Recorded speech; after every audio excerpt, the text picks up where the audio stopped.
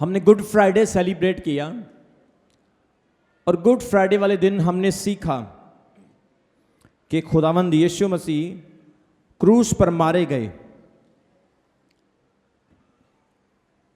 तीसरे पहर यीशु मसीह ने अपनी जान दे दी।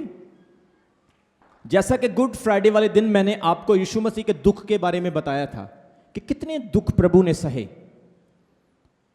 प्रभु यीशु मसीह की पीठ जो थी उनके ऊपर स्किन नहीं रही, सारा मांस उधड़ चुका था,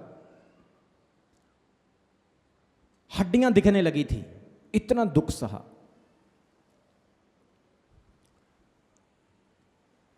यीशु मसीह का दुख, उसका लहू बहना, उसका मांस का उधड़ना बहुत जरूरी था। लेकिन आपको इस चीज से हैरानी होगी कि जब यीशु मसीह जिंदा हुए उनकी स्किन फिर वैसी की वैसी हो गई थी। आज ईस्टर है। ईस्टर का दूसरा शब्द हम इंग्लिश में कहते हैं रेजिरेक्शन डे। रेजिरेक्शन का अर्थ है रेजिरेक्ट होना। रेजिरेक्टेड मतलब वही शरीर, वही इंसान दोबारा से रेजिरेक्टेड हो गया, फिर से जिंदा हो गया। और आज हम खुदावंद की हजूरी में हैं। ईस्टर, आज रेजिरेक्शन डे, प्रभु यीशु मसीह का जिंदे होने का दिन मनाने के लिए आए हैं। प्रभु यीशु मसीह के उस जिंदा होने के दिन को याद करने के लिए आए हैं। मेरे प्रियो, हैरानी की बात है, दुनिया में लोग जन्मदिन मनाते हैं, मरण दिन भी मनाते हैं, लेकिन इतिहास गवाह है आज तक किसी का जिंदा होने का दिन कभी नहीं मनाया जाता।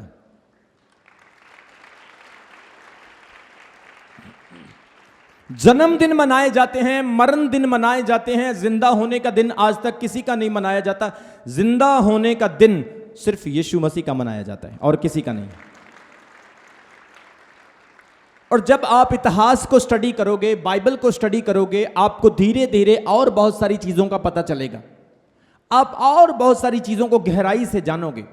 गुड फ्राइडे वाले दिन यीशु मसीह क्रूस पर चढ़े, इतना दुख सहा, और बाइबल कहती है कि सब्बत का दिन शुरू होने वाला था और सब्बत के दिन के समय कोई भी काम नहीं कर सकते थे यहूदी लोग। अगर कोई यहूदी सब्बत के दिन काम करता था तो उसको पत्थर मारकर मारने की आज्ञा थी। सब्बत का दिन खत्म होने से पहले पहले उन्होंने यीशु मसीह की लाश को उतारा और कहीं दूर वो यीशु की लाश को दफना नहीं सके। कारण क्या था? क्योंकि टाइम बहुत कम था।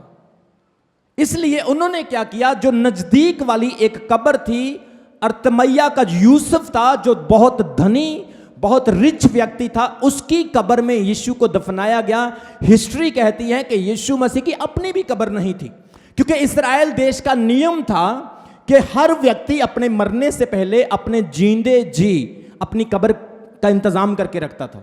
उसको पता था मैंने मरना है, मैं अपनी कब्र का इंतजाम करूंगा। इंग्लैंड में भी ऐसे ही होता है और बहुत सारे देशों में भी ऐसे होता है। इंसान मरने से पहले अपनी कब्र खरीद लेते हैं। इंग्लैंड में मेरे ख्याल से 3,000 पाउंड या 4,000 पाउंड के करीब पैसे लगते हैं अपनी कब्र खरीदने के लिए, और दूसरी कंट्रियों में भी पैसे लगते हैं। और इस्राएल में तो बहुत कठिन काम था, क्योंकि वहां पे तो पथरीली जमीन है, इंडिया वाला काम नहीं है। आपने वो कही ली और आपने वो हथियार के साथ क्या किया, अपनी कब्र को खुद खोद लिया, ऐसा नहीं है। इंडिया तो बहुत मिट्टी, नरम मिट्टी है इंडिया में, वहां पे पथरीली जमीन थी। सो जीवित जी व्यक्ति को अपनी कब्र खुद खोदनी पड़ती थी। और याद रखो, यीशु मसीह ने अपनी कब्र ही नहीं खोदी, यीशु मसीह की कब्र ही नहीं थी। इसलिए जब यीशु मसीह को क्रूस पर से उतारा गया, अर्तमैया का यूसुफ जो बहुत धनी व्यक्ति था, उसने यीशु मसीह को अपनी कब्र उधारी दी, जिसकी भविष्यवाणी दाऊद नबी ने भजन संहिता में की कि उसकी कब्र धनी के संग सांझी की जाएगी। कितने लोगों को समझ आ रही मेरी बात की? जोर से बोलो हालेलुया। और यीशु मसीह की कब्र एक धनी अर्तमैया के साथ, यूसुफ के साथ सांझी की। और आपको पता, यीशु मसीह की बॉडी लेने के लिए सिर्फ यूसुफ ही सहमत नहीं था, एक व्यक्ति साथ और था, जिसका नाम था निकोदिमस। कितने लोगों को समझ आई मेरी बात की? निकोदेमस वो व्यक्ति है जो रात के समय में आके यीशु मसीह से मिलता है और उसको कहता है कि बता मैं नया जीवन कैसे पाऊं। यीशु ने कहा जब तक तू जल और आत्मा से ना जन्मे तू परमेश्वर के राज्य में दाखिल नहीं हो सकता है। निकोदेमस नॉन बिलीवर था, नॉन क्रिश्चियन था, वो यहूदी था, लोगों से डरता था, इसलिए रात के समय में आकर यीशु मसीह से मिलता है। और जब यीशु मसीह क्रूस पर मारे गए तो यीशु की लाश को लेने वाला निकोदेमस और यूसुफ अर्थमैया था, और अर्थमई यूसुफ की कब्र में यीशु को रखा गया। मेरी बात को ध्यान से सुनो, यीशु मसीह की कब्र भी अपनी नहीं थी। हर व्यक्ति इस्राएल देश में अपनी कब्र का इंतजाम करता है, उसको फिक्र होता है अगर मैंने अपनी कब्र का इंतजाम नहीं किया तो मरने के बाद मेरा क्या होगा, क्या मुझे गिद्ध खाएंगे। लेकिन यीशु मसीह जानते थे मैं मारा जाऊंगा, दफनाया जाऊंगा और तीसरे दिन मैं फिर जिंदा हो जाऊंगा।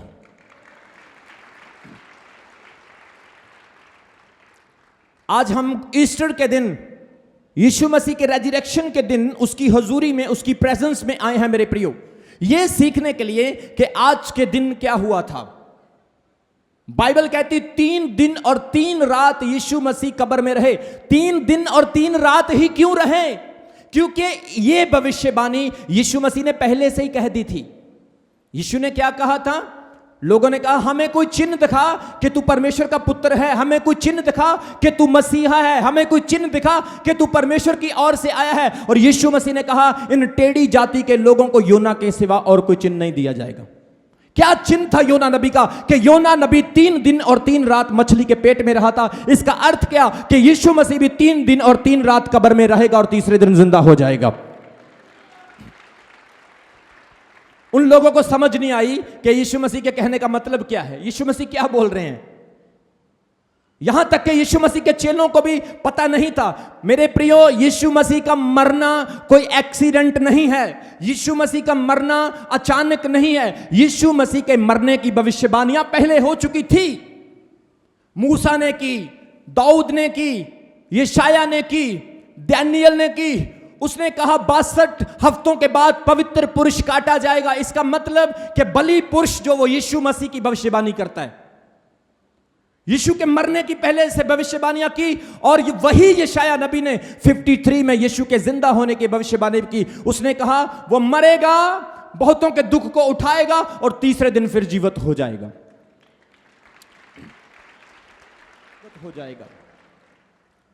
यीशु मसीह ने अपनी भविष्यवाणी खुद की कि वो जी उठेंगे। दाऊद ने भी यीशु की भविष्यवाणी की, यशाया ने भी यीशु मसीह के जी उठने की भविष्यवाणी की। आज का दिन ऐतिहासिक दिन है मेरे प्रियो। आज का दिन बहुत महान दिन है क्योंकि आज के दिन यीशु मसीह कब्र से जिंदा हुए हैं। आज के दिन यीशु मसीह ने वो काम किया जो काम हिस्ट्री में, इतिहास में कोई ना कर सका। मूसा आया, लाल समंदर को 2 हिस्सों में बांटा, सूखी चट्टानों से पानी निकाला। मूसा नबी ने 30 लाख लोगों के करीब लोगों की अगवाही की, लेकिन उसको भी मरना पड़ा।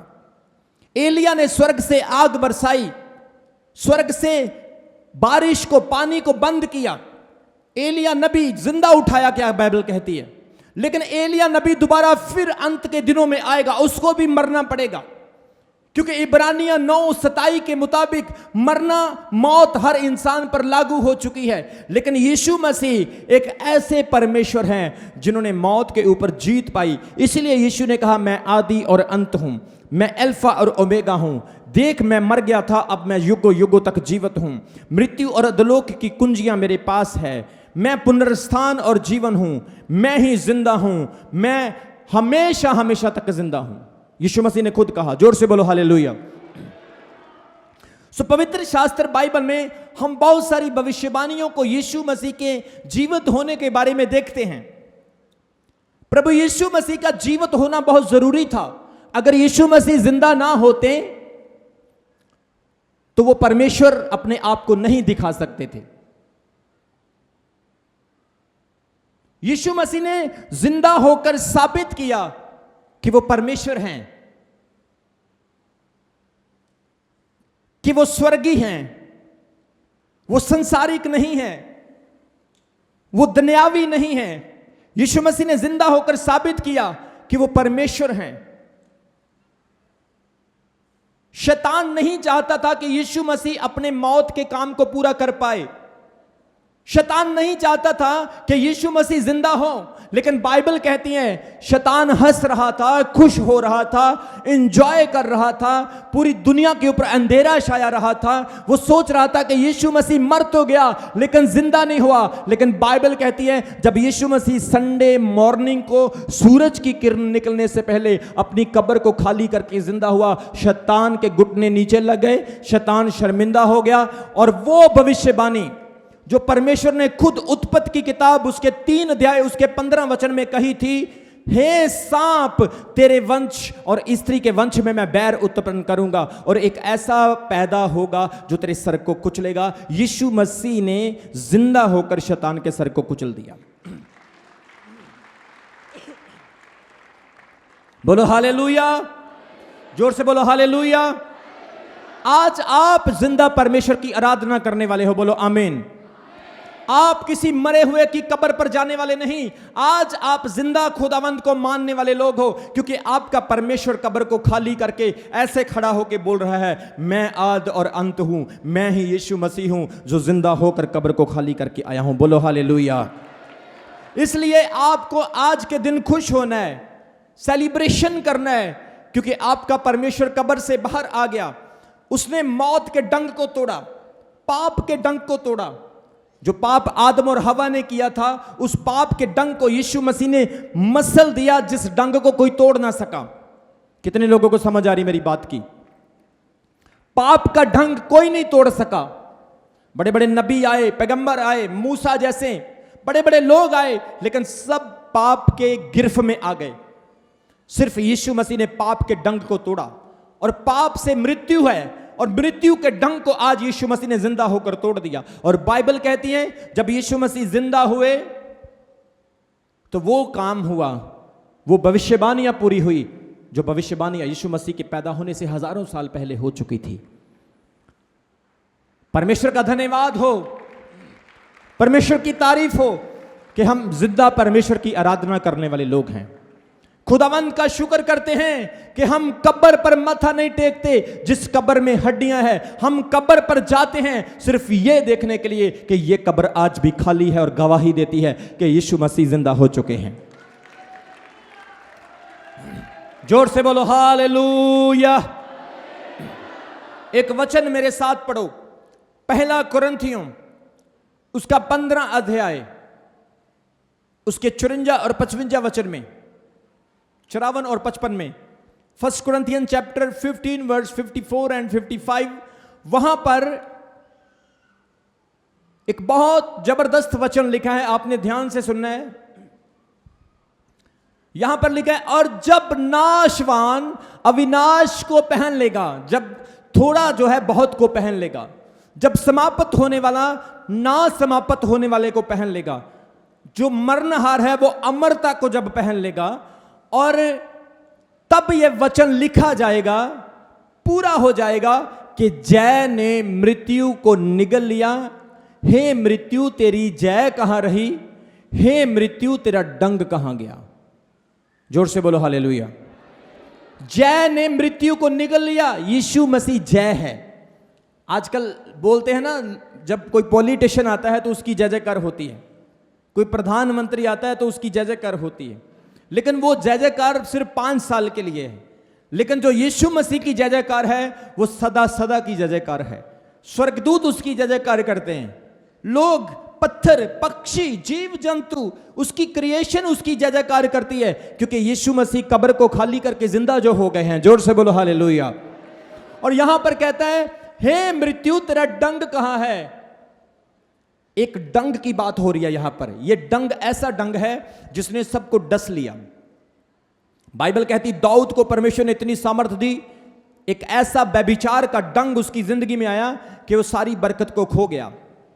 सुलेमान इतना बुद्धिमान था, व्यभिचार का डंग उसकी जिंदगी में आया, लालच उसकी लाइफ में आया, ऐसा डंग शैतान ने उसको मारा कि वो पाप का डंग उसके लिए एक फंदा बन गया, परमेश्वर की आशीष से वह दूर हो गया, शमशून पाप में गिरा, उस डंग ने उसको डस लिया।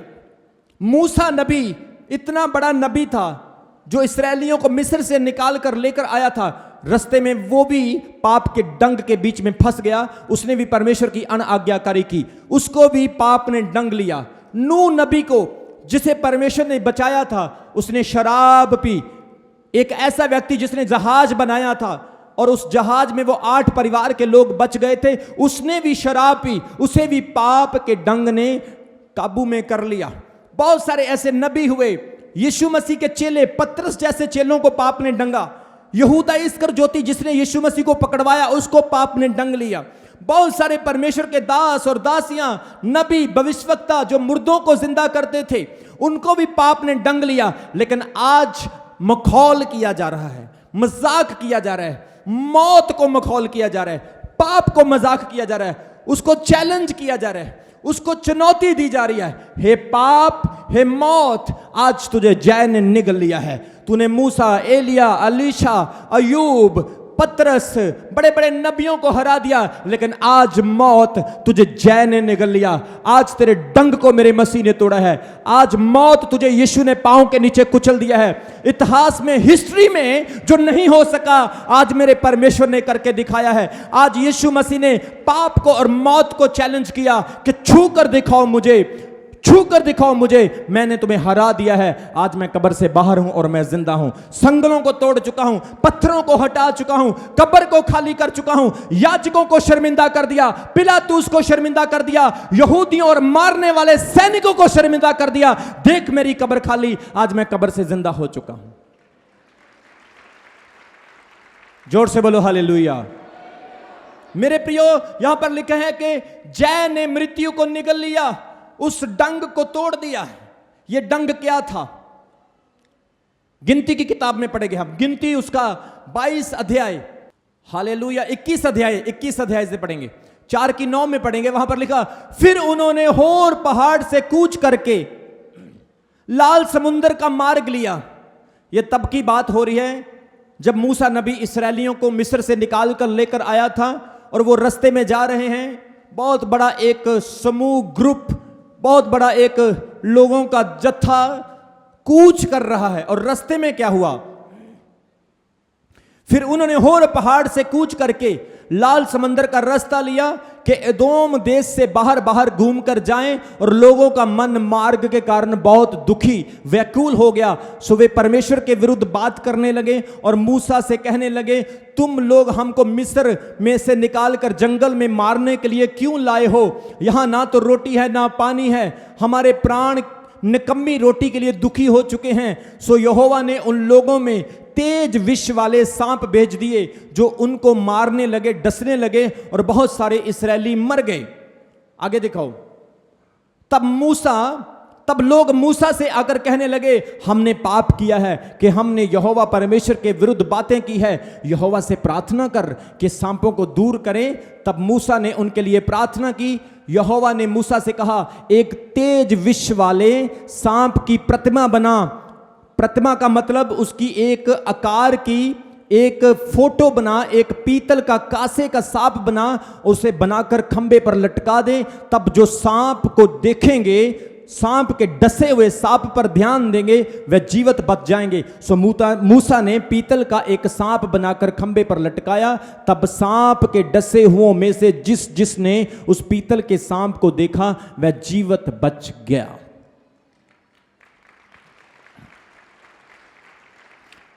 यह बात उस वक्त की है जब मूसा नबी मिस्र से इस्राएलियों को लेकर आ रहा था। आप एक बार सोच कर देखो, अपने मन में तस्वीर बना के देखो।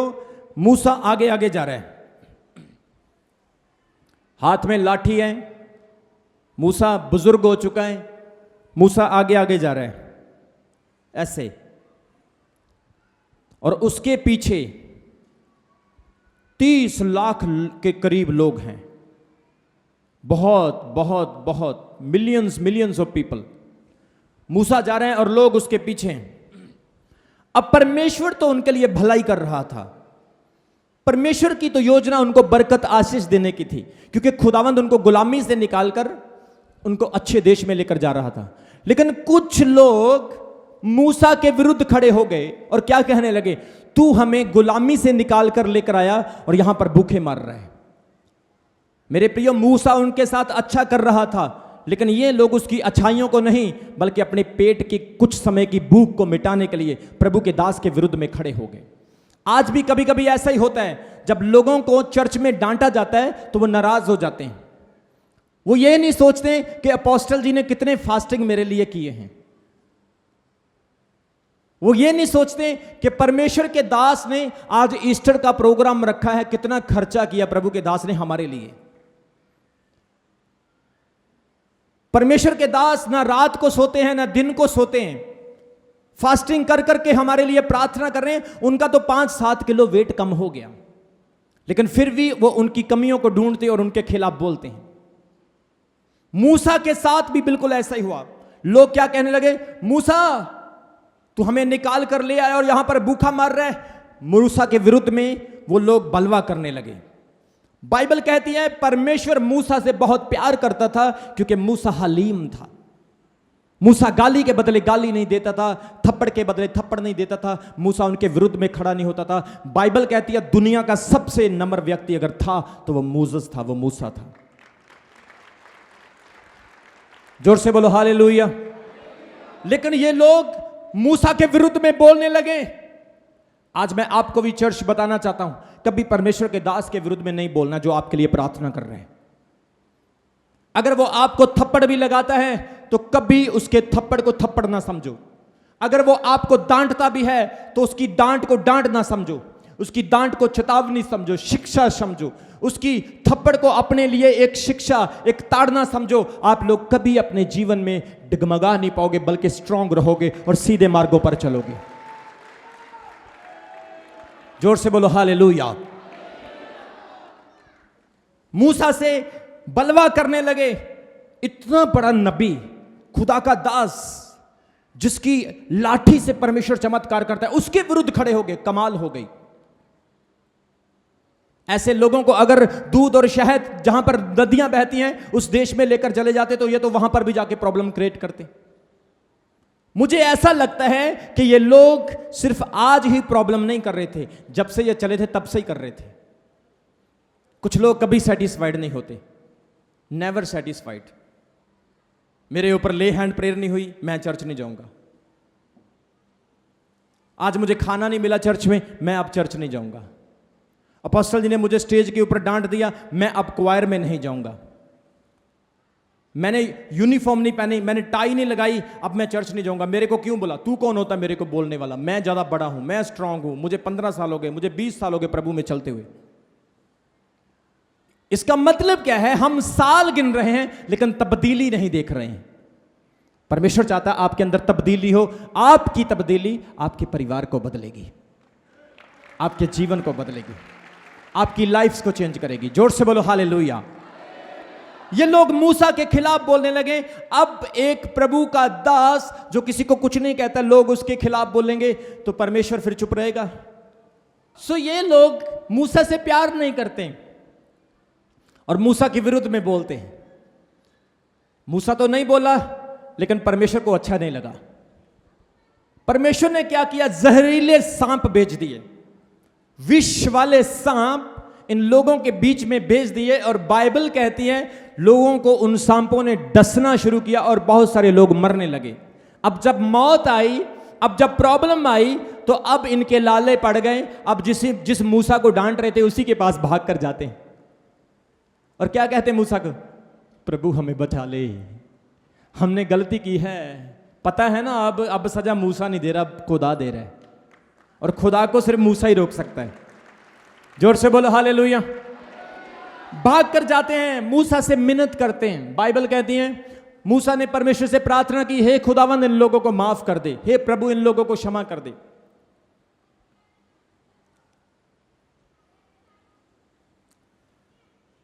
परमेश्वर ने कहा ठीक है, मैं माफ कर देता हूं।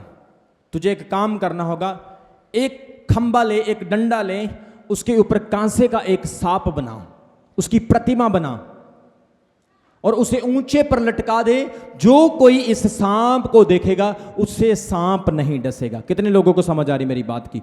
जो इस सांप को देखेगा उससे सांप नहीं डसेगा। ऊपर भी सांप, नीचे भी सांप। सब बोलो, ऊपर भी मौत, नीचे भी मौत। वो भी मौत, वो भी सांप, ये भी सांप। फिर सांप सांप से कैसे बचा सकता है? फिर विष विष से कैसे बचा सकता है? फिर वो सांप सांप के जहर और डस से कैसे बचा सकता है? क्योंकि यहां पर सेम वो काम हो रहा है जो यीशु मसीह ने किया, खुद मौत बनकर मौत को हरा दिया। जोर से बोलो हालेलुया।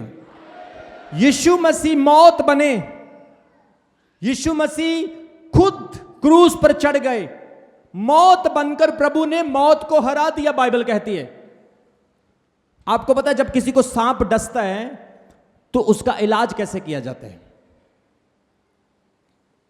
सांप के जहर से ही एक एंटीबायोटिक बनता है जिसको हम कहते हैं एंटीवेनम। कितने लोगों को समझ आ रही?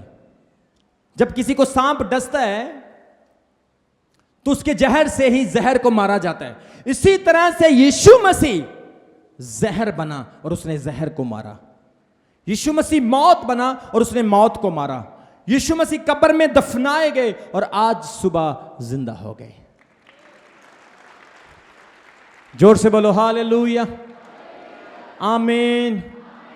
और यहां पर वो प्रतिमा, यीशु मसीह ने क्या कहा था? मनुष्य का पुत्र जिस तरह से मूसा ने खंबे को ऊंचा उठाया था, उस सांप को ऊंचा उठाया था, मनुष्य का पुत्र भी इसी तरह से ऊंचे पर उठा लिया जाएगा और बहुतों को अपनी तरफ खींच लेगा।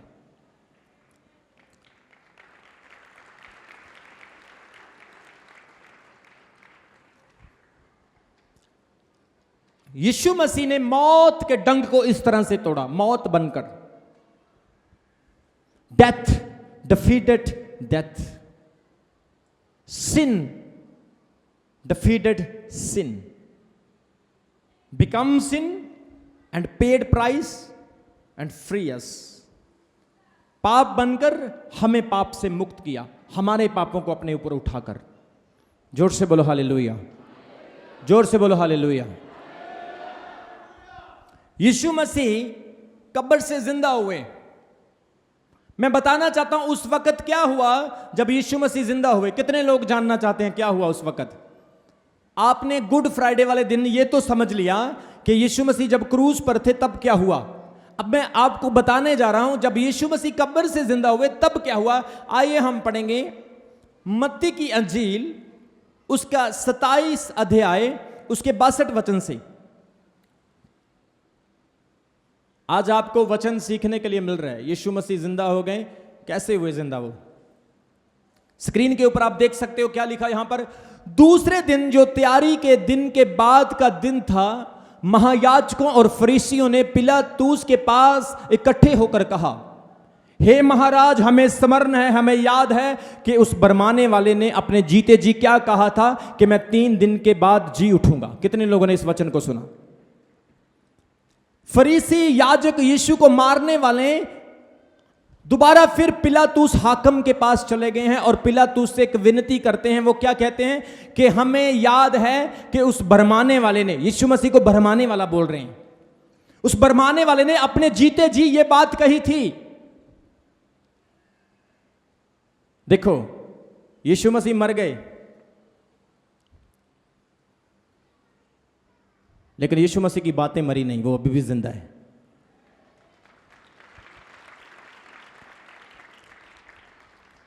यीशु मसीह के हाथों में कीलें, पांव में कीलें, पसली में भाला, सर पर कांटों का ताज, पीठ पर 39 कोड़े और बैंतों की मार, इतनी भारी सलीब, उसका नोच नोच के मांस उधेड़ दिया, उसके पंजर को निकाल कर रख दिया, इतना बुरा हाल यीशु का किया, उसको मार के कब्र में गाड़ दिया। लेकिन अभी भी इनको सुकून नहीं मिल रहे, अभी भी इनको चैन नहीं मिल रहे, अभी भी इनको यीशु की बातें सता रही है। क्या सता रही है कि उसने कहा था कि वो तीसरे दिन फिर जिंदा हो जाएगा। हम उसकी बातों को नहीं भूल सकते। महाराज, अब हमें एक और काम करना है। सिर्फ सलीब पर चढ़ाने से, कील ठोकने से, यीशु को मारने से हमें संतुष्टि नहीं मिली। हमें एक काम और करना है कि कब्र पर पहरा देना है। क्यों देना भाई पहरा? वो तो मर गया है? तुमने तो उसका छोड़ा ही कुछ नहीं है। जब उसको क्रूस पर से उतारा गया, उसका तो पूरा खून बॉडी से निकल चुका था, लथपथ हो चुका था। वो जिस जगह पर उसे सलीब पर चढ़ाया गया, वो सारी की सारी जगह खून से लथपथ हो चुकी थी। उसके अंदर तो रहा ही कुछ नहीं, वो तो मर गया, उसे तो कब्र में दफना दिया। अब कब्र का पहरा क्यों देना है? पिलातुस ने कहा, मैं इसमें साझीदार नहीं हूं, तुम्हारे पास सिपाही हैं, पहरुए हैं, जाओ और पहरा दो जाके। उन्होंने क्या किया? संगलों को बांधा, ताले लगा दिए, बड़े बड़े मसल वाले, बड़े बड़े डौले वाले पहलवान खड़े कर दिए। वो पता क्या बोलने लगे? ये यीशु मसीह जो कहता था कि मैं तीसरे दिन जिंदा हो जाऊंगा, होके दिखा जिंदा, हम देखते हैं तू कैसे जिंदा होता है। देख कितने बड़े डौले वाला बंदा है हमारे पास। मेरे प्रियो, इन्होंने पिलातुस से पहरा मांगा कि हमें पहरा दे।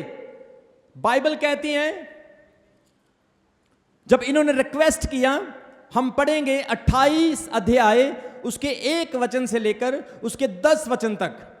मत्ती 28 उसके 1 वचन से 10 वचन तक। अब इन्होंने पहरा देना शुरू किया है। सब्बत के दिन के बाद, सप्ताह के पहले दिन, यह पो फटते ही मरियम मगदलिनी और दूसरी मरियम कब्र को देखने आई। मरियम मगदलिनी और दूसरी मरियम कब्र को देखने के लिए आई। यहां पर 2 बहनें जो यीशु की कब्र को देखने के लिए आई हैं। कहां गई हैं ये? बोलो, कहां गई हैं ये बहनें? भाइयों क्यों नहीं बोल रहे हो? ये बहनें कहां घूम रही हैं? क्या अमेरिका का वीजा लगवाया इन्होंने? किसी पार्क में घूम रही हैं? सुबह सुबह मॉर्निंग वॉक पे जा रही हैं? कहां जा रही हैं? आवाज नहीं आई मुझे। डर नहीं लगता आपको कब्र से? अजकल तो शमशान घाट लागो दी लंघो ना, मैं नहीं जाना, डर जाते। कई तो कहते मेरे को तो आवाजें आती वहां से। इनको क्यों नहीं आई आवाजें? उस वक्त तो लाइट भी नहीं थी, स्ट्रीट लाइट नहीं थी। उस वक्त तो मिसालें होती थी हाथ में आग जलाने वाली।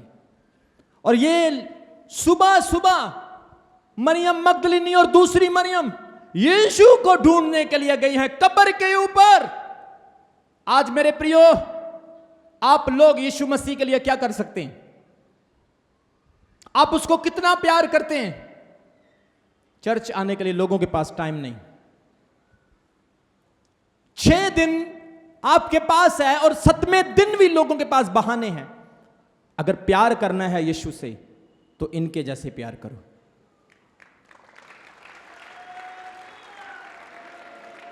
मैं बोल रहा हूं, अगर आप इन औरतों की तरह यीशु को प्यार करोगे तो यीशु मसीह आपकी जिंदगी में आएगा।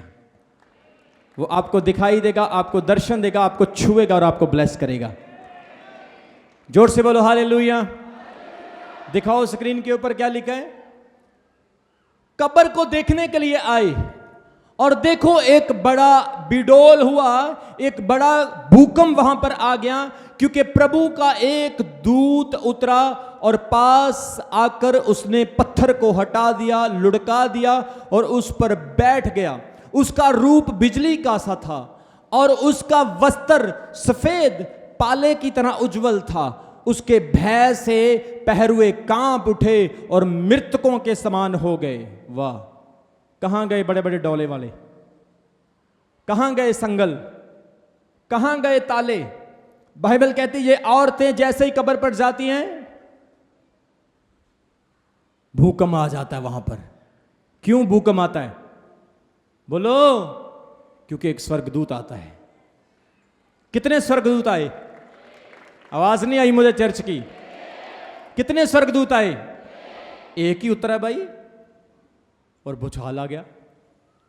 अगर यीशु मसीह के साथ जो 12 पलटन है वो उतर जाए तो क्या होगा? बताओ बताओ। आप बयान नहीं कर सकते वचनों में, शब्दों में। मैं तो कहता हूं अगर एक हेलीकॉप्टर देखा आपने, हेलीकॉप्टर जब वो उतर गड़ गड़ गड़ गड़ गड़ गड़ गड़ गड़ जैसे उतरता ना, लोग ऐसे, कपड़े उड़ रहे हैं, घास हिल रही है, लिफाफे, पॉलीथन, जो भी चीज हल्की होती वो उड़ जाती। मैं स्वर्गदूत की बात कर रहा हूं। अगर स्वर्गदूत एक ही उतरा, भूकंप आ गया, पत्थर बहुत बड़ा था, उसको हटाना आसान नहीं था, उसने तो अपनी ये चीची से ऐसे कर दिया होगा, ऐसे करके पत्थर को हटा दिया होगा, क्योंकि स्वर्गदूत एंजल बहुत सामर्थित है। स्वर्गदूत को पता है मेरा स्वामी, मेरा प्रभु अंदर है, वो जिंदा होने वाला, उसका टाइम हो गया है बाहर आने का, उसका टाइम हो गया, वो आने वाला बाहर। हाँ जी, 1 2 3 4 5 6 7 8 9 10, उसका टाइम हो गया बाहर आने का। और उसने पत्थर को हटाया, ऐसे आके बैठ गया। दिखाओ, कहता आजो ਜਿਹੜੇ ਜਿਹੜੇ ਵੱਡੇ ਵੱਡੇ ਡੌਲੇ ਵਾਲੇ ਆਜੋ, ਆਜੋ ਜਿਹੜੇ ਕਹਿੰਦੇ ਸੀ ਅਸੀਂ ਸੰਗਲ ਬੰਨੇ ਹੋਏ ਨੇ, ਅਸੀਂ ਤਾਲੇ लगाए हुए ने, आओ जरा। बाइबल कहती है जितने पहरुए थे रखवाली करने वाले सब मृतकों के समान बेहोश हो गए, सब बेहोश हो गए। मेरे परमेश्वर की सामर्थ बहुत बड़ी है प्रिय। इंसान कितना भी जोर लगा ले, लेकिन प्रभु का छोटा सा वचन हालातों को बदल देता है। जोर से बोलो हालेलुया। सब मृतकों के समान हो गए, जिन पर पिलातूस को, जाजकों को, फरीसियों को घुमंड था। आज मेरे प्रियो, आपने दुनियावी चीजों पर घुमंड नहीं करना है, अपने बल, अपनी ताकत पर घुमंड नहीं करना है। माइकल जैक्सन ने कहा था मैं 100 साल से ज्यादा उम्र जीऊंगा, लेकिन जब पता चला कि उसकी मौत हो गई है, रिसर्च किया गया, डॉक्टरों को भी पता नहीं चला कि उसकी मौत क्यों हुई। बहुत बड़े बड़े खिलाड़ी जिन्होंने घुमंड किया और कहा कि हम दुनिया के सबसे बड़े खिलाड़ी हैं, अगले दिन उनकी डेथ हो जाती है। जो कहते थे हमारी टांग में बड़ा जोर है, हम बड़ी किक मार सकते हैं, फुटबॉल खेल सकते हैं, अगले दिन उनकी टांग टूट गई। जिन लोगों ने यीशु मसीह का मजाक उड़ाया कि यीशु मसीह हिस्ट्री में कुछ नहीं, यीशु मसीह खत्म हो जाएगा, 21वीं सदी में यीशु मसीह का प्रचार बंद हो जाएगा, आज वो दुनिया से मिट चुके, लेकिन यीशु मसीह सदा सदा है। बड़े बड़े साम्राज्य, बड़े बड़े हाकिम, बड़े बड़े अमीर लोग, दुनिया के साइंटिस्ट, वैज्ञानिक, जिन्होंने बाइबल के खिलाफ बोला, यीशु के खिलाफ किताबें तक लिख डाली, आज वो दुनिया में नहीं, लेकिन रहेगा नाम सदा तीकर मसीदा, रहेगा याद तलक सूरज रहेगा। जोर से बोलो हालेलुया। इनको घुमंड था अपने सैनिकों के ऊपर। बाइबल कहती है एक स्वर्गदूत उतरा, सबके सब मृतकों के समान लेट गए, बेहोश हो गए। और स्वर्गदूत ने उनको कहा 6 वचन में, वह यहां नहीं है परंतु अपने वचन के अनुसार जी उठा है। आओ वह स्थान देखो यहां पर प्रभु यीशु पड़ा था, और वह शीघ्र जाकर चेलों से कहो कि वह मृतकों से जी उठा है, और देखो तुम पहले गलील को जैसे जा रहे हो वो जाएगा और वहां तुम उसका दर्शन पाओगे। देखो मैं तुमसे कह देता हूं। और वह भय से बड़े आनंद के साथ कब्र से शीघ्र लौटकर चेलों को समाचार देने के लिए दौड़ गई, और देखो यीशु उन्हें मिला और कहा सलाम, तुम्हें शांति मिले। और पास आकर वो सब लोग उसके पांव पकड़कर उसको दंडवत करने लगे। तब यीशु ने उनसे कहा मत डरो मेरे भाइयों, जाओ जाकर कहो कि गलील को मैं फिर जाने वाला हूं, गलील को चले जाओ तुम भी। जोर से बोलो हालेलुया। यीशु मसीह जिंदा होकर अपने चेलों के पास चले गए। कितने लोगों ने फिल्म में या बाइबल में पढ़ा इस चीज को? सबने पढ़ा है। यीशु मसीह जिंदा हुए और चेले कुंडा लगा के, ताला लगा के अंदर कमरे में बैठे हुए थे। क्यों? क्योंकि उनको डर था कि जिस तरह से हमारे परमेश्वर को क्रूस पर चढ़ाया गया, उस तरह से कहीं हमको भी यहूदी पकड़कर क्रूस पर ना चढ़ा दें, क्योंकि हम भी तो यीशु के चेले ही हैं। वो डर के मारे छिपे हुए थे। बाइबल कहती है यीशु मसीह ने दरवाजा खोला नहीं, ना दरवाजा खटखटाया, बंद दरवाजे के अंदर यीशु मसीह चले गए। जिंदा होने के बाद यीशु का शरीर देखो कैसा था, बंद कमरों के अंदर भी चले जाते थे वो। यीशु मसीह उनके सामने जाकर खड़े हो गए और उनको कहा सलाम। सलाम का मतलब है तुम्हें शांति मिले। और चेले यीशु के पांव पर गिर गए और प्रभु यीशु को प्रणाम करने लगे। यहां पर एक वाक्य हुआ कि सबके सब चेले यीशु के कदमों में आकर गिरे, प्रभु को दंडवत किया, यीशु के बदन को छूकर देखा, उसके हाथों को देखा। बाइबल कहती है यीशु का एक चेला था जिसका नाम थोमा था, वो वहां पर मौजूद नहीं था। क्यों? क्योंकि वो विश्वास नहीं कर रहा था कि यीशु जिंदा हो चुका है। आज भी बहुत सारे लोग अपने मनों में शक करते हैं परमेश्वर के लिए, लेकिन जो लोग शक करते हैं परमेश्वर उनको बड़े कामों में डालता है उसकी महिमा के लिए। जोर से बोलो हालेलुया। थोमा परमेश्वर से दूर था और उन्होंने कहा प्रभु आया, यीशु आया। उसने कहा मैं जब तक उसके हाथों में हाथ और उंगली डाल के नहीं देखूंगा, जहां पर उसके भाला मारा गया था अपना हाथ डालकर नहीं देखूंगा, तब तक मैं विश्वास नहीं करूंगा कि यीशु है।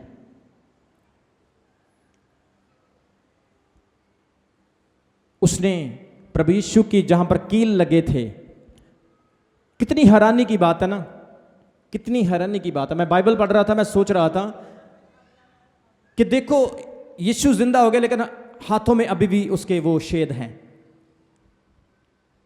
क्यों ऐसा हुआ बताओ? कितने लोग इसको एक्सप्लेन कर सकते हैं क्यों हुआ ऐसा?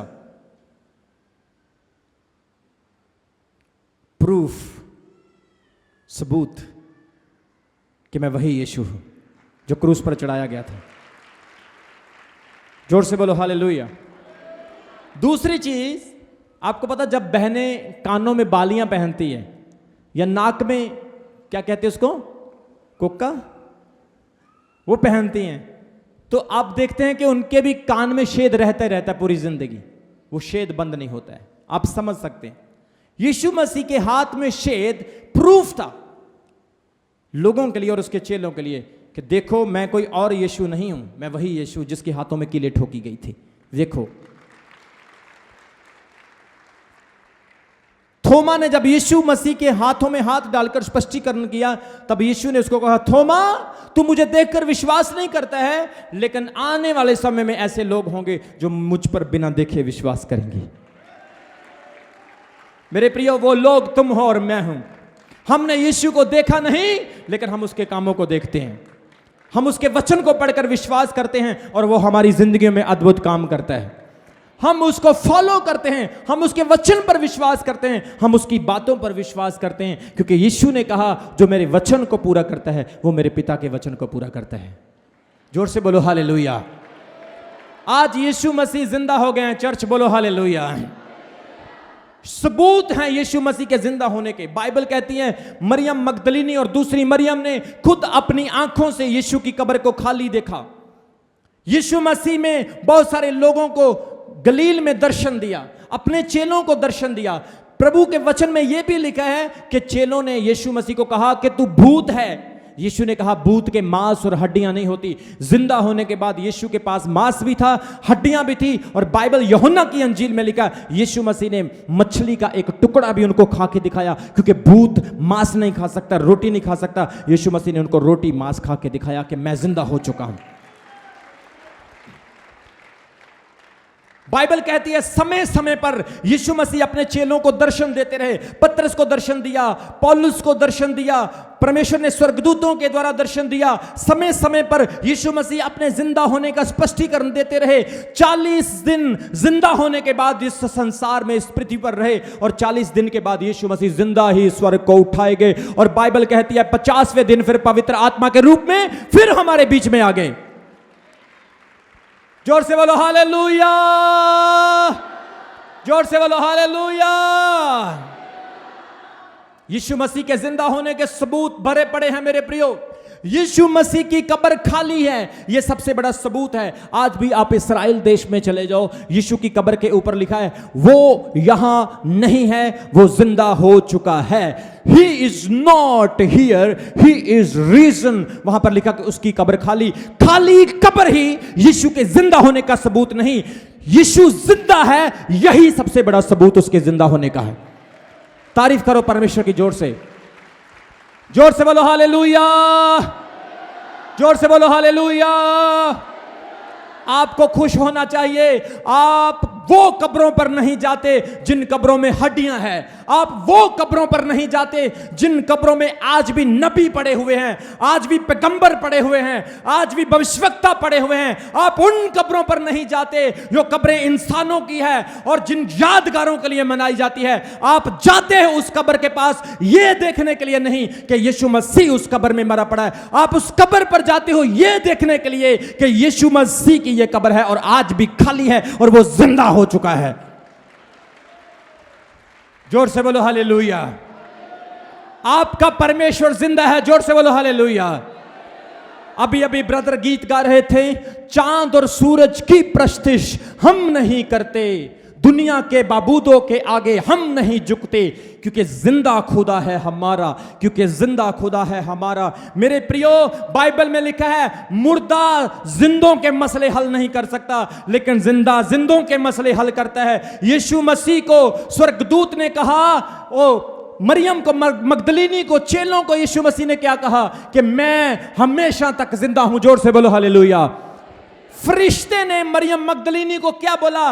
तुम जीवत को मरे हुओं में क्यों ढूंढती हो? कितने लोगों को समझ आ रही आज के वचन की? हालेलुया, जोर से बोलेंगे। क्या बोला?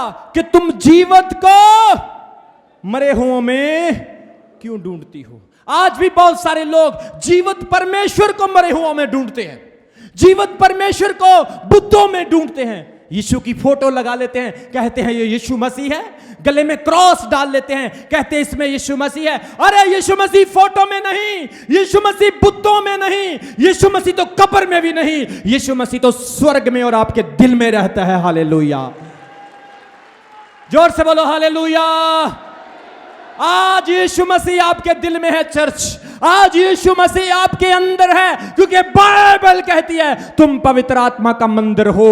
तुम्हारा शरीर खुदावंद की हैकल है और खुदावंद इस शरीर में रहता है। उसे बुतों की जगह नहीं चाहिए, उसको कब्रों में जगह नहीं चाहिए, उसको फोटो में जगह नहीं चाहिए, उसको सिंबल्स में जगह नहीं चाहिए, उसको अनाथों में जगह नहीं चाहिए, उसको बड़े बड़े बुतों में जगह नहीं चाहिए, उसको आपके अंदर जगह चाहिए। वो आपके अंदर आना चाहता है। वो जिंदा परमेश्वर है। वो कहता है तुम मुझे याद करो, इस दिन को समझो और जानो कि मैं जिंदा हो चुका हूं। मैं आदि और अंत अल्फा और ओमेगा हूं। मुझे मौत हरा ना सकी, मैंने मौत को भी हरा दिया, मैंने मौत को अपने पांव के नीचे कुचल दिया। मेरे प्रियो, आज का दिन ऐतिहासिक दिन है। पूरी दुनिया में सबसे ज्यादा मसीह क्यों हैं? पूरी दुनिया में सबसे ज्यादा यीशु मसीह के अनुयायी क्यों हैं? क्योंकि यीशु मसीह में वो खूबियां जो किसी और में नहीं मिलती है।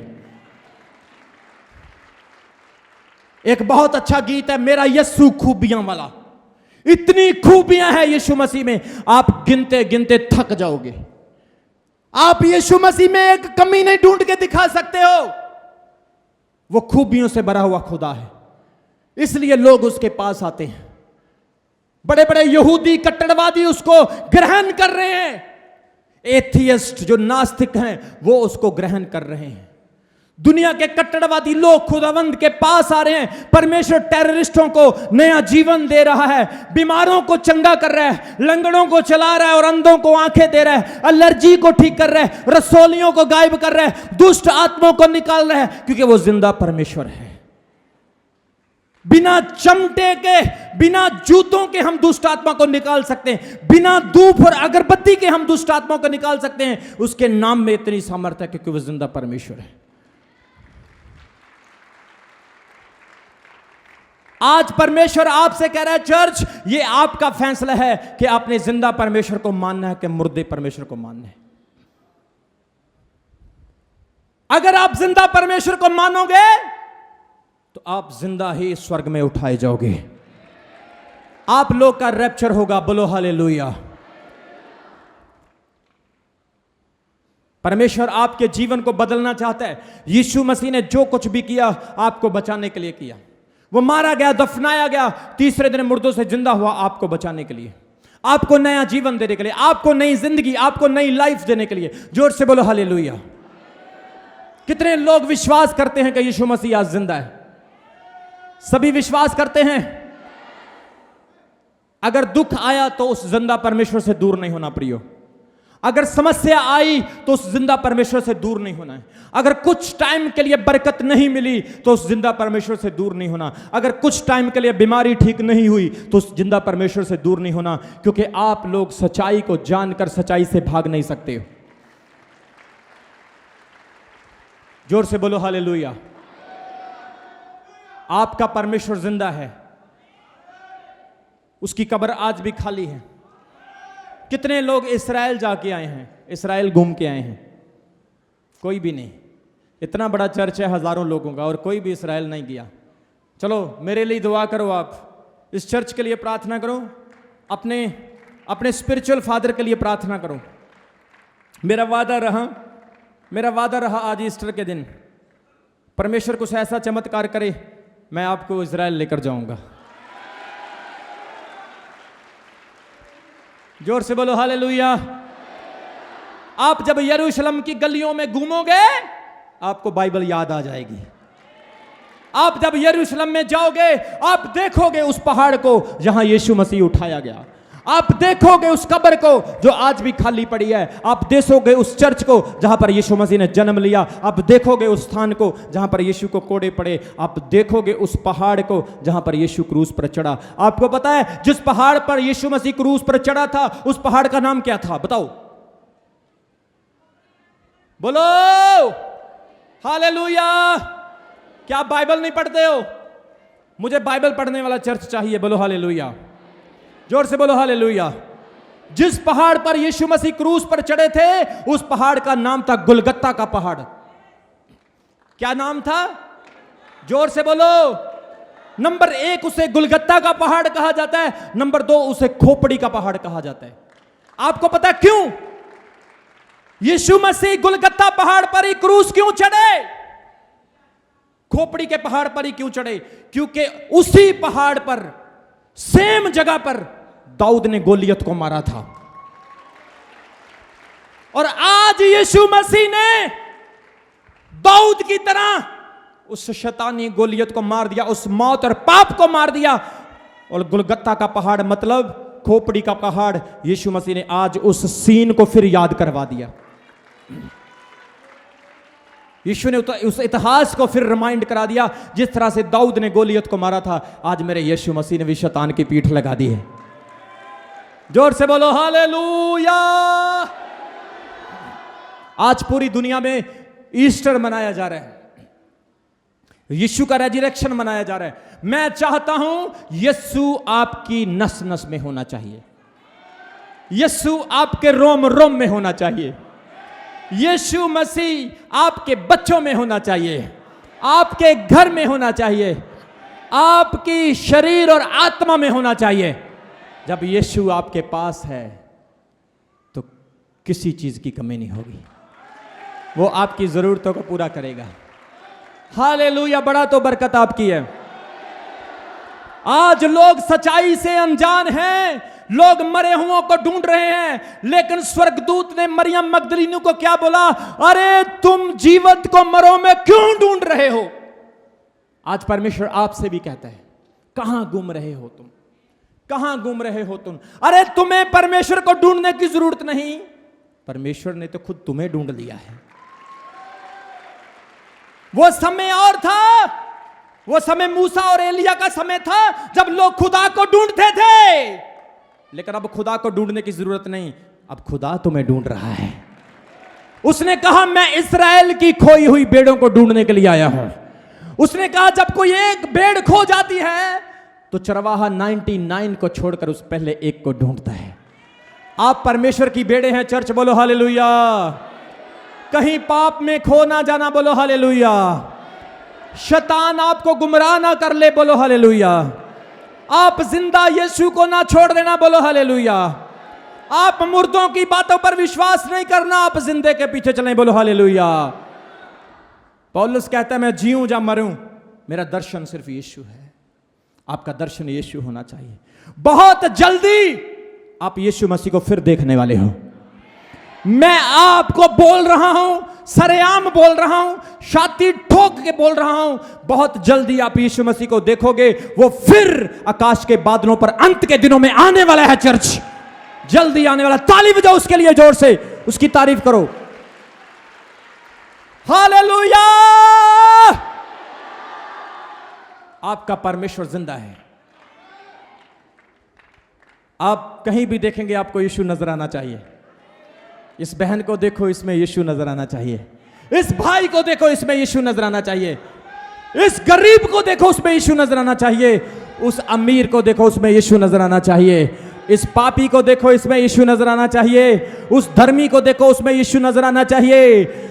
आप गरीबी में भी यीशु को देखो, आप अमीरी में भी यीशु को देखो, आप सुख में भी यीशु को देखो, आप दुख में भी यीशु को देखो, हर हालात में यीशु को देखो। जब यीशु आपकी आंखों के सामने है, आप यीशु के, यीशु आपका, आप यीशु में, यीशु आपके अंदर है, हर तरफ यीशु यीशु यीशु ही हो जाएगी। तारीफ करो उस खुदावंद की। हालेलुया! जो भला परमेश्वर है। कितने लोगों को आज के वचन की समझ आई? बाइबल कहती है कब्र खाली हो चुकी थी। यीशु अपनी भविष्यवाणी के मुताबिक जी उठा था। यीशु मसीह ने अपने वचन को पूरा किया। दाऊद की भविष्यवाणी को, मूसा की, जकरिया, हिजकियेल, दानियेल की भविष्यवाणी को पूरा किया। आज लोगों को परमेश्वर बता रहा है, जिंदा खुदावंद के पास रहो। शैतान नहीं चाहता कि आपकी रूह बच जाए। वो नौजवानों को गुमराह करना चाहता है। मेरी बहनों, नौजवान बच्चों, आपको शैतान गुमराह करना चाहता है। नौजवान भाइयों, शैतान आपको गुमराह करना चाहता है। वो आपको जिंदा परमेश्वर से दूर करना चाहता है। एक टीके के लिए, एक इंजेक्शन के लिए, एक शराब के लिए आप खुदावंद से दूर ना हो जाना। एक पाप के लिए आप परमेश्वर से दूर मत हो जाना। एक लालच के लिए आप खुदावंद से दूर मत हो जाना। मेरी बहनों, अपने भविष्य की टेंशन में परमेश्वर से दूर मत हो जाना। अपनी बीमारी की चिंता से परमेश्वर से दूर मत हो जाना। जब जिंदा परमेश्वर आपके साथ है, वो आपके इंतजाम भी करेगा, आपकी बीमारियां भी दूर करेगा, आपको बरकत भी देगा, आपको अच्छा भविष्य भी देगा। क्योंकि जो परमेश्वर के लोग हैं, बाइबल कहती है वो फलवंत होंगे, वो आशीषित होंगे। जोर से बोलो हालेलुया। बाइबल में परमेश्वर ने कहा, मेरे लोग उत्तम पदार्थ खाएंगे। क्या कहा परमेश्वर ने? मेरे लोग उत्तम पदार्थ खाएंगे। आप लोग उत्तम पदार्थ पाओगे यीशु मसीह के नाम में। आप लोग उत्तम आशीष पाओगे यीशु मसीह के नाम में। आप लोग बड़ी बरकत पाओगे यीशु मसीह के नाम में, क्योंकि आप खुदा के लोग हैं। प्रभु कहता है, मेरे लोग उत्तम चीजें पाएंगे। शैतान नहीं चाहता आप उत्तम चीजें पाए, वो चाहता आप सूखी सूखी खाएं, फटे फटे कपड़े पहनते रहे सारी जिंदगी, गरीबी और श्राप और कर्ज में आप मर जाएं, और आपके बच्चे भी ऐसे रहे। लेकिन यीशु ने कहा, मैं कंगाल बनेगा कि तुम धनी बन जाओ। जोर से बोलो हालेलुया। परमेश्वर आज आपके श्रापों को तोड़ना चाहता है। यीशु की जयवंत सामर्थ आपको चंगा करना चाहती है। यीशु की जिंदा होने की सामर्थ आपके परिवारों को बदलना चाहती। कोई पास्टर आपको बदल नहीं सकता, याद रखना। कोई भविष्यवक्ता आपको बदल नहीं सकता, याद रखना। कोई अपोस्टल आपको बदल नहीं सकता, याद रखना। कोई भविष्यवक्ता आपको भविष्यवाणी करके बदल नहीं सकता। सिर्फ आपका विश्वास, आपका यीशु मसीह के साथ रिश्ता, सिर्फ यीशु के साथ आपका संबंध, मरा यीशु नहीं, जिंदा यीशु आपकी जिंदगी में होना चाहिए। बोलो हालेलुया। जोर से बोलो हालेलुया। पास्टर और भविष्यवक्ता सिर्फ आपको डायरेक्शन देने के लिए है, आपको सिखाने के लिए, आपकी अगुवाई करने के लिए। लेकिन यीशु मसीह मार्ग, सत्य और जीवन है। वो आपके लिए क्रूस पर मरा, वो आपके लिए जिंदा हुआ, वो आपको प्यार करता है। और मैं इस चीज के लिए बड़ा खुश हूं। मैं सर्वशक्तिमान अपने प्रभु का धन्यवाद करता हूं कि मुझे इस तरह की कलीसिया दी है जो मुझे दिल जान से प्यार करती है। मैं परमेश्वर का थैंक्स करता हूं। जोर से बोलो हालेलुया। मैं यीशु का थैंक्स करता हूं। मेरे नौजवान भाई मुझे प्यार करते हैं, मेरी बहनें मुझे प्यार करती हैं। ये चर्च इस दर्शन के साथ खड़ा है। चमकौर साहब कलीसिया अब जाग चुकी है। अब इनके अंदर मरा हुआ नहीं, जिंदा यीशु आ चुका है। अब ये 2022 में खुदावंद की सेवा करेंगे मिलकर परमेश्वर की महिमा के लिए। तारीफ करो खुदावंद की, जोर से बोलो हालेलुया। कोई लूमड़ी आपको गुमराह ना करे, कोई लूमड़ी आपको गुमराह ना करे, कोई झूठी भविष्यवाणी करके आपको गुमराह ना करे, क्योंकि अभिषेक 2 दिन में नहीं मिलता है। अभिषेक रात रात में नहीं मिलता है। अभिषेक 40 साल भेड़े चरानी पड़ती है, फिर मिलता है। एलिया को एलीशा ने बोला मेरे पीछे चल, चल मेरे पीछे। उसने ये नहीं बोला तू घर में बैठ मैं जा रहा हूं अभिषेक मिल जाएगा, नहीं, उसने कहा मेरे पीछे चल, मैं जिधर जाऊंगा अगर तू मुझे फॉलो करेगा तो अभिषेक तुझे मिलेगा। अगर आपने अभिषेक पाना है, बरकत पानी है, चंगाई पानी है, छुटकारा पाना है, बीमारी से बाहर आना है, आपके अंदर अभिषेक तब आएगा जब आपका पास्टर अभिषेकत होगा, आपका दास अभिषेकत होगा। आज लोगों के पास बरकत क्यों नहीं? क्योंकि वो अभिषेकत पास्टरों के पास नहीं है, वो प्रार्थना करने वाले पास्टरों के पास नहीं है, वो रोजे रखने वाले पास्टरों के पास नहीं है, इसलिए उनके जीवन में आशीष नहीं है, इसलिए उनके जीवन में बहाली नहीं है। मैं आपको गारंटी और गवाही देकर बता सकता हूं, इस चर्च में जितने भी टूटे हुए लोग आए, खुदावंद ने उनकी जिंदगियों को बदल दिया है, क्योंकि इस चर्च में अभिषेक है, इस चर्च में अनॉइंटिंग है, इस चर्च में फैमिली है। मैं आपसे प्यार करता हूं, आप मुझे प्यार करते हैं, आप यीशु के लोग हैं, मैं यीशु का बंदा हूं, आप यीशु की बच्चियां और बच्चे हैं, मैं यीशु का दास हूं, और हम सब मिलकर खुदावंद में खुश हैं, आनंदित हैं, और सबसे ज्यादा इस बात के लिए आनंदित हैं कि हमारा यीशु मसीह जिंदा है, हमारा परमेश्वर जिंदा है। जोर से बोलो हालेलुया। आज यीशु मसीह को अपने जीवन में जिंदा होने दो।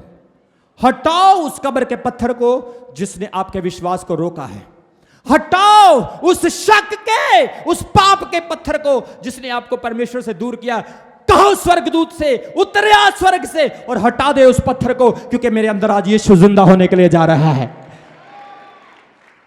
जो लोग प्रार्थना नहीं करते, आपकी प्रार्थना बढ़ेगी, मैं आपको बोल रहा हूं। जो लोग आत्मिक नहीं है, आप आत्मिक बनेंगे, मैं आपको बोल रहा हूं। जो लोग परेशान हैं, आज आपकी परेशानियां यीशु के नाम में जा रही, आपको छोड़कर, आपकी बीमारी जा रही आपको छोड़कर। मेरा जिंदा खुदा आज आपको छुए और चंगा करे यीशु मसीह के नाम में, आपका लाइफ चेंज हो। कितने लोगों को आज के वचन की समझ आई? सबको पता चल गया? बहुत सारे लोग कई सालों से क्रिश्चियन है, मसीही हैं, उनको पता नहीं यीशु मसीह कैसे जिंदा हुए। चर्च जाते हैं, हाजिरी लगा के आ जाते हैं, लेकिन जब आप सही चर्च में होते हो तो पास्टर आपकी खाल उधेड़ देता है और आपको वचन फिर से खाता है, डंडे मार मार के सिखाता है। और फिर जब आप किसी से बात करते हो ना, अगला बंदा पूछता भाई कहाँ से आए हो, फिर आप कहते मैं चमकौर साहब चर्च से आया हूँ। क्योंकि जिसके अंदर वचन नहीं उसके अंदर यीशु नहीं, जिसके अंदर यीशु है उसके अंदर वचन है। अगर आप भी अपने जीवन में चंगाई, आशीष, छुटकारा और शांति को पाना चाहते हैं तो आप भी रमन हंस मिनिस्ट्री में आ सकते हैं। परमेश्वर के दास संडे सुबह की मीटिंग चमकौर साहिब, डिस्ट्रिक्ट रोपड़, पंजाब में करते हैं, जिसका समय सुबह 10 बजे से लेकर दोपहर 2 बजे तक है, और संडे शाम की मीटिंग राजपुरा ब्रांच में करते हैं जो सदर थाने के पास है, जिसका समय शाम 6 बजे से लेकर रात 10 बजे तक है। पूरी जानकारी लेने के लिए आप हमारे इस प्रार्थना लाइन नंबर पर कॉल कर सकते हैं। नंबर है 0160500800। विश्वास के साथ आएं और अपने जीवन को बदलता हुआ देखें। आमीन। अभी हमारे चैनल को सब्सक्राइब करें। हमारे चैनल का नाम है रमन हंस मिनिस्ट्रीज, और नीचे दिए गए बेल आइकन पर प्रेस करें। आप हमें फेसबुक पर भी फॉलो कर सकते हैं। हमारा फेसबुक पेज है रमन हंस मिनिस्ट्रीज। हमारा प्रेयर लाइन नंबर है 0160500800।